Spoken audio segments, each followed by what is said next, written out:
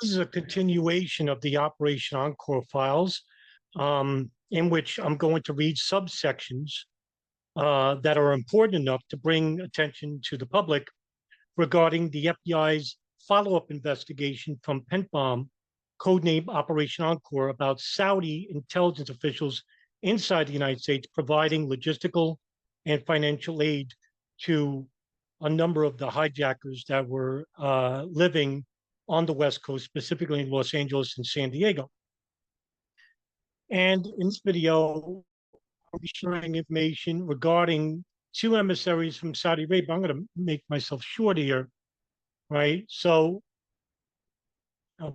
just a little bit more, right?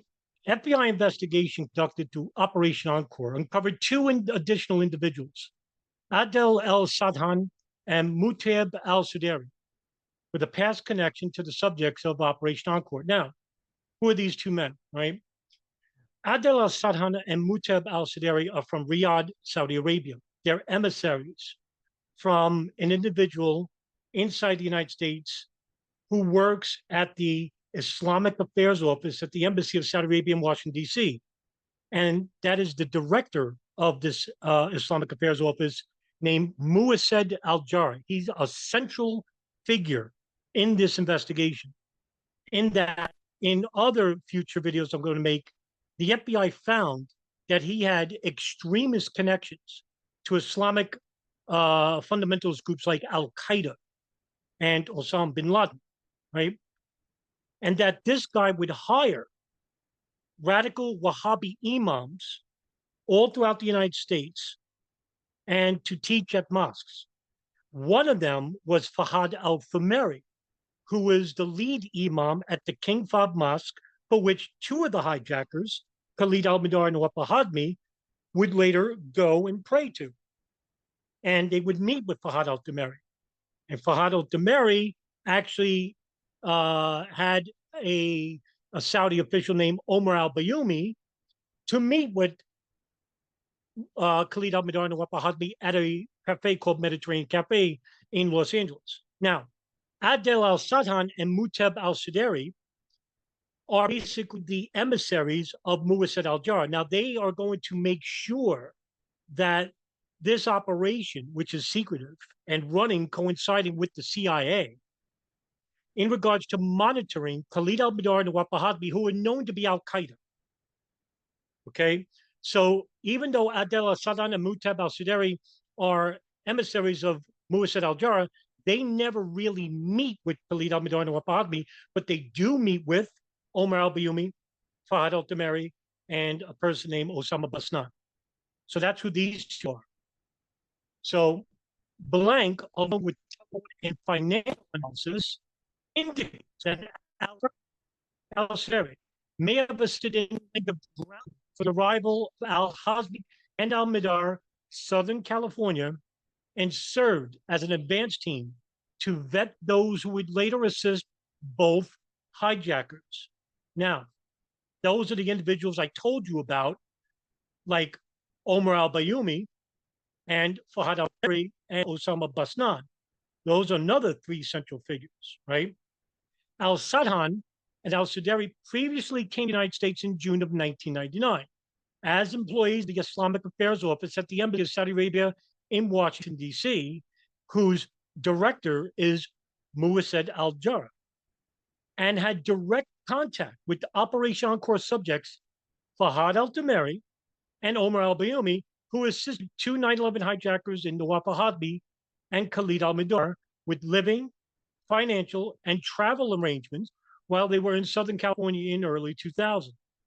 Although al-Sadhan and al-Sudairy never had direct contact with the 9/11 hijackers, al-Sadhan likely met with al-Thameri in person in 1998, approximately 1 year before the hijackers arrived in the United States. And both al-Sadhan and al-Sudairy met with al-Bayoumi in 1999, who assisted them during their 6-week stay in San Diego, approximately 6 months before the arrival of al-Hazmi and al-Mihdhar. This contact, paired with analysis of calling in Southern California, indicates that al-Sadhan and al-Sudairy may have served as an advance team who helped to arrange people to assist al-Hazmi and al-Mihdhar during their time in Southern California. So as you can see here through the FBI's investigation, that al-Sadhan and al-Sudairy basically were overseeing an operation headed by Mutaib al-Jarrah, who basically wasn't running really the operation. He's getting his information from who? Bandar bin Sultan. That's correct. The man nicknamed Bandar Bush, close friend to the Bush family, and the longtime U.S. Saudi ambassador to the United States that started under Reagan, Bush Sr., Clinton, and then Bush Jr. And is he the top dog in running this operation? I don't know, but we do know it goes that far. Now, as you can see, the rest of this is redacted pretty heavily. So I'm going to read from here. The FBI subsequently requested and received approved blank. I wonder what this says. There's a lot of redaction. The FBI has no information to suggest that either Sadhan or al-Sudairy is an operator. That is, that they're the director of violent terrorist activity. Now, this contradicts what they said about Mutaib al-Jarrah, because the FBI, same investigation, by the way, which I'll later on, bring up, and I've read these pages, basically said that Mutaib al-Jarrah has extremist ties to al-Qaeda and Osama bin Laden. That means he would be dangerous. So if these two individuals are tied with Mutaib al-Jarrah, that would mean that they are the same. But because the FBI is covering up under orders from the State Department, Saudi Arabia and their role for 9/11, they're not going to blame anybody in this investigation. And this is the reason why Operation Encore was opened to begin with, because the agents there under Operation PENTTBOM found that the State Department interfered with their investigation. They weren't going to get any prosecutions or arrest anybody, even though they should have. However, if al-Sadhan and al-Sudairy are currently involved with facilitation efforts on behalf of al-Qaeda or al-Qaeda affiliates, the FBI has assessed that allowing them to travel to, as you can see, it's redacted. These videos are not going to be long, so they're going to be like a puzzle piece. One puzzle piece here, one puzzle piece there, but I'll try to fill in the blanks as best as I can.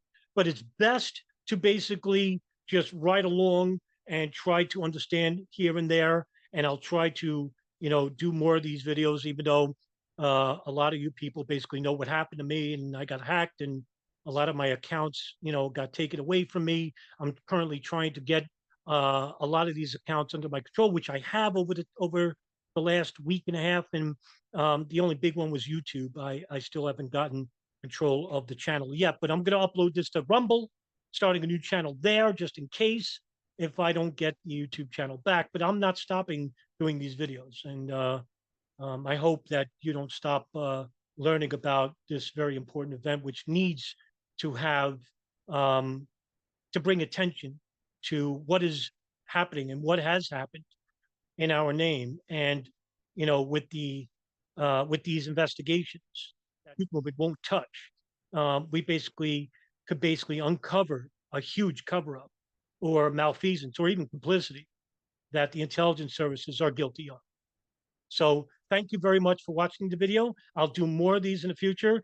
I know I usually do 1 or 2 a day, but with the hectic what happened to me, it's a little bit harder, and just be patient.